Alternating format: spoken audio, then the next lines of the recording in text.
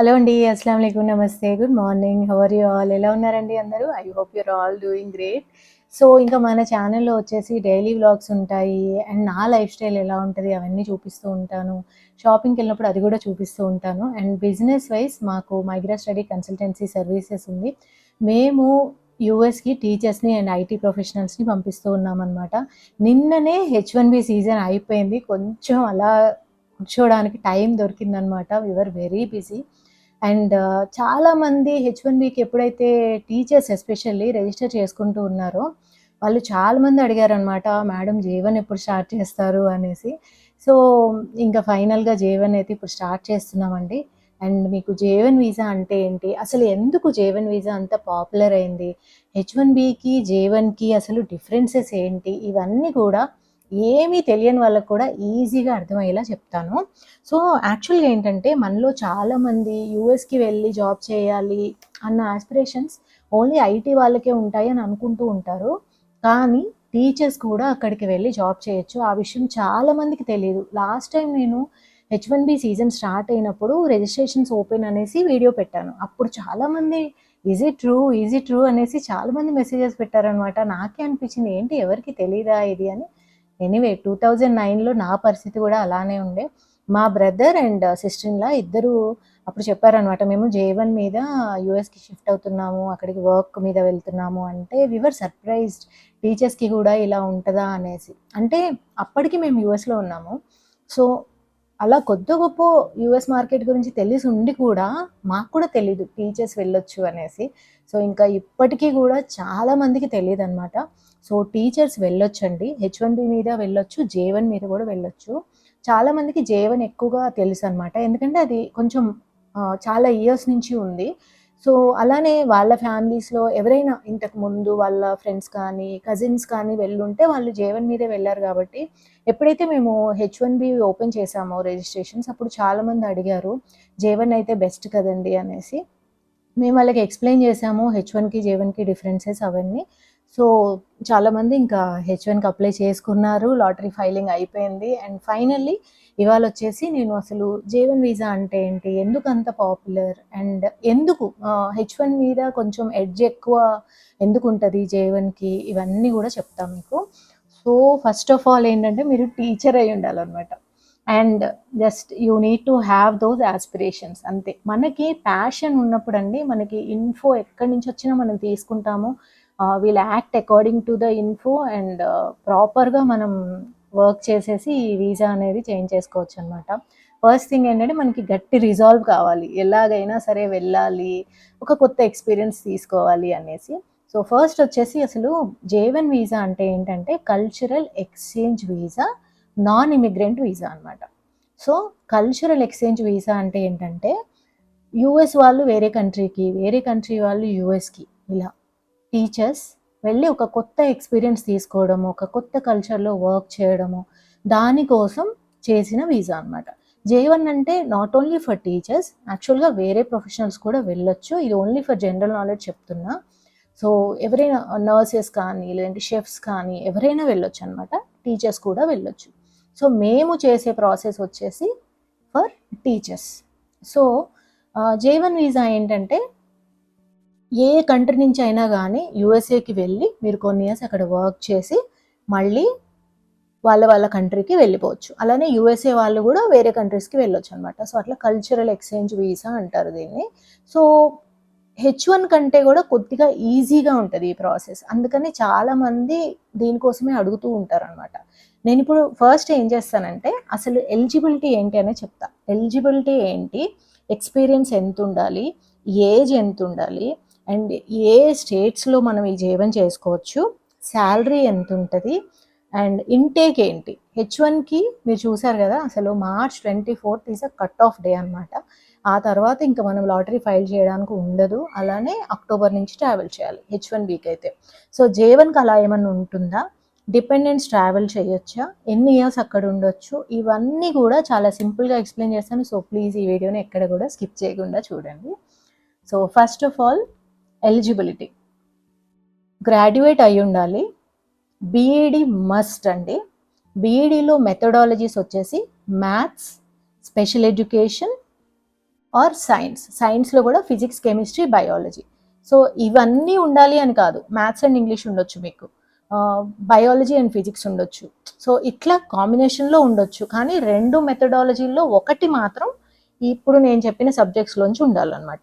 Maths, biology, chemistry, physics, special education వాళ్ళకి చాలా demand ఉంటుంది. స్పెషల్ ఎడ్యుకేషన్ అంటే ఏంటంటే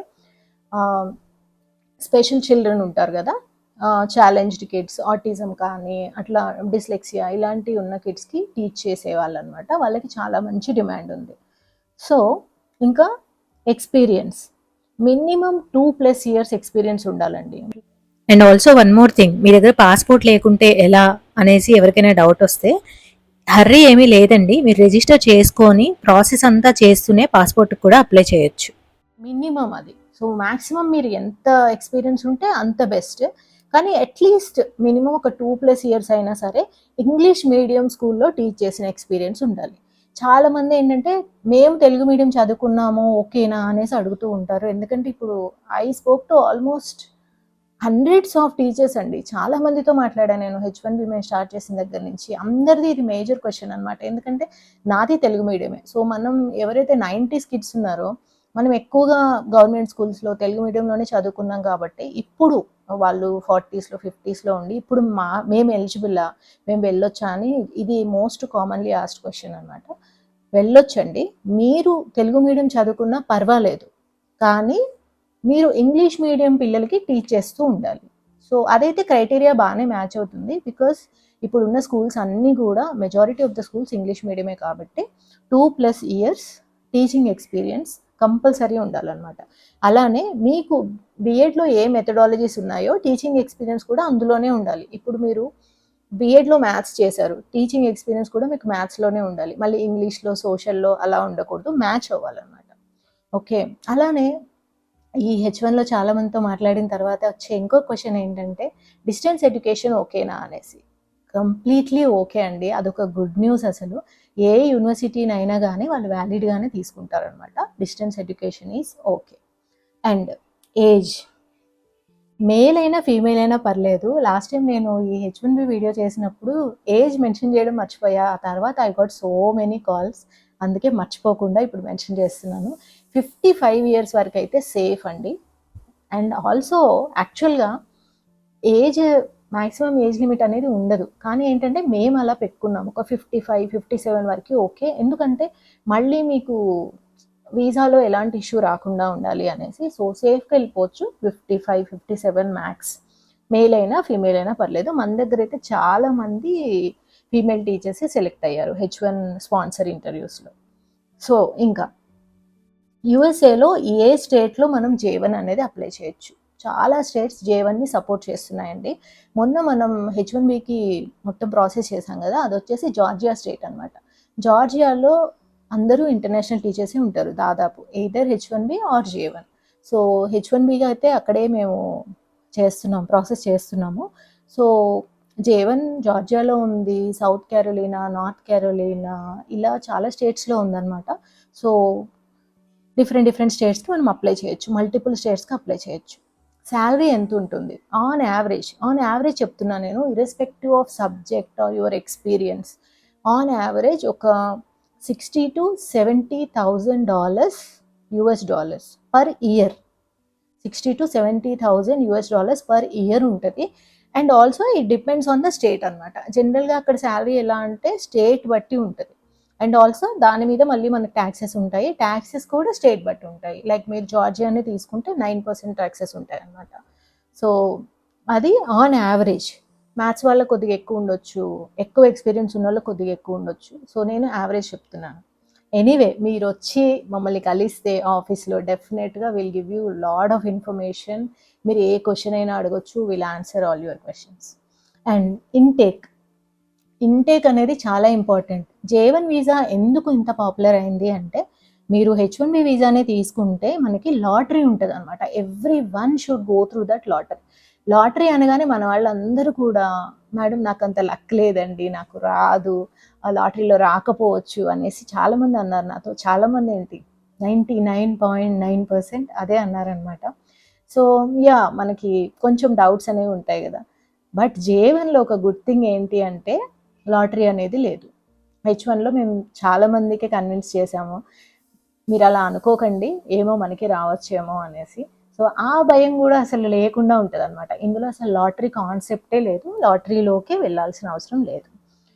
అండ్ డిపెండెంట్స్ ట్రావెల్ చేయొచ్చా? Yes, dependents can travel. కానీ స్కూల్ వాళ్ళు ఒక్కోసారి ఏమంటారంటే, ఫస్ట్ ఎవరైతే మెయిన్ క్యాండిడేట్ ఉన్నారో వాళ్ళు ట్రావెల్ చేశాక ఒక 3 months వాళ్ళు అడ్జస్ట్ అయిన తర్వాత డిపెండెంట్స్ కెన్ ట్రావెల్ అని చెప్తారు అనమాట. అది ఒక్కటే తప్ప, డిపెండెంట్స్ హ్యాపీగా వెళ్ళిపోవచ్చు అండ్ కలిసి ఉండొచ్చు మీ ఫ్యామిలీతోనే. ఇక్కడ డిపెండెంట్స్ అంటే ఏంటంటే మన ఇమీడియట్ ఫ్యామిలీ, మన స్పౌస్ అండ్ కిడ్స్, వీళ్ళు మనతో ఎప్పటికీ కూడా ఉండొచ్చు. అంటే మెయిన్ క్యాండిడేట్ వీసా డ్యూరేషన్ ఎంత ఉంటుందో డిపెండెంట్స్ కూడా అన్ని రోజులు ఉండొచ్చు అనమాట. అండ్ యాక్చువల్గా ఈ వీసా యూజ్ చేసుకొని మనం ఎన్ని ఇయర్స్ యూఎస్లో ఉండొచ్చు? ఫస్ట్ వచ్చేసి మీకు 3 years వస్తుందండి స్టాంపింగ్కి వెళ్ళినప్పుడు. అండ్ తర్వాత దాన్ని మళ్ళీ అక్కడి నుంచి 2 years ఎక్స్టెండ్ చేసుకోవచ్చు. టోటల్గా 5 years మీరు ఈ వీసా మీద యూఎస్లో ఉండొచ్చు. తర్వాత మీరు స్టేటస్ మార్చుకోవచ్చు. 5 years అయిపోయేటప్పుడో లేదంటే 4th yearలోనో మీరు J1 నుంచి H1కి కూడా కన్వర్ట్ అవ్వచ్చు. సో బట్ టోటల్ అయితే మీకు 5 years అనేది వస్తుంది. And one more good news ఏంటంటే 2025 వరకు ఒక రూల్ ఉండేది, J1 వీసాది 3 years అయిపోయిన తర్వాత మీరు ఇండియా వచ్చేసి అట్లీస్ట్ 1 year ఇండియాలో ఉండి తర్వాత మళ్ళీ ట్రావెల్ చేయాలి అనేసి. బట్ ఇప్పుడు ఆ రూల్ తీసేశారు. 2026లో ఎవరైతే ట్రావెల్ చేయబోతున్నారో వాళ్ళు అసలు చాలా లక్కీ అండి. కంపల్సరీ వచ్చి 1 year ఇక్కడ ఉండడం అంటే కొంచెం కష్టం కదా, ఎందుకంటే అక్కడ మనకి అలవాటు అయిపోతుంది. మళ్ళీ ఇక్కడికి వచ్చి జాబ్ చూసుకొని 1 year ఉండాలన్నా కష్టమే, జాబ్ లేకుండా 1 year ఉండాలన్నా కష్టమే కదా. ఎస్పెషల్లీ మనకి పిల్లలు ఉన్నప్పుడు వాళ్ళని అటు ఇటు తిప్పడం కూడా కష్టం అవుతుంది. సో ఆ ప్రాబ్లం ఇంకా లేదనమాట. అదొక మంచి గుడ్ న్యూస్, అసలు చాలా పెద్ద గుడ్ న్యూస్. సో డ్యూరేషన్ చెప్పేసుకున్నాం కదా. అండ్ కొంతమంది ఎంఫిల్, పిహెచ్డి ఇవన్నీ చేసి ఉంటారు అనమాట. వాళ్ళు వచ్చేసి ఏమంటారంటే, మేము ఆల్రెడీ అసిస్టెంట్ ప్రొఫెసర్స్ లాగా వర్క్ చేస్తూ ఉన్నాం కదా, మేము అక్కడికి వెళ్ళి మిడిల్ స్కూల్, హై స్కూల్ దీనికి పనిచేయాలి అంటే ఎలా, మాది తగ్గించుకున్నట్లు అవుతుంది కదా అనేసి ఇదొక మోస్ట్ ఫ్రీక్వెంట్లీ ఆస్క్డ్ క్వశ్చన్. మేమేమంటామంటే you have to see the larger picture. ఇప్పుడు ఇమీడియట్గా వెళ్ళి మీరు మిడిల్ స్కూల్లో చెప్తున్నారా, హై స్కూల్లో చెప్తున్నారా అని చూడకుండా ఫస్ట్ అసలు మీరు వెళ్ళడానికి ప్లాన్ చేసుకొని అక్కడికి వెళ్ళిన తర్వాత మీరు ఎక్స్పాండ్ చేసుకోవచ్చు మీ కెరియర్ని. ఒకసారి మీరు అక్కడికి వెళ్ళిన తర్వాత మీకు ఐడియాస్ వస్తాయి. మీ పిహెచ్డి యూజ్ చేసుకొని, మీ ఎంఫిల్ కానీ ఎంఎస్సి కానీ అవి యూజ్ చేసుకొని ఏమైనా సర్టిఫికేషన్స్ ఉంటాయా, and you can become principals also. అక్కడి నుంచి మీరు ప్రొఫెసర్స్ అవ్వచ్చు. ఆ నాలెడ్జ్ అంతా మీకు ఆటోమేటిక్గా వచ్చేస్తుంది. సో యా, చాలామంది అడిగే క్వశ్చన్ అనమాట అది. అండ్ టైం బౌండ్ ఉంటుందా ఏదైనా? మెయిన్గా J1 వీసాకి ఎక్కువ మంది అట్రాక్ట్ అయ్యేది ఎందుకు అంటే, H1Bలో ఏంటంటే ఒక్కసారే అవుతుంది, ఇంటేక్స్ అన్నీ ఒక్కసారే ఉంటాయి అన్నమాట.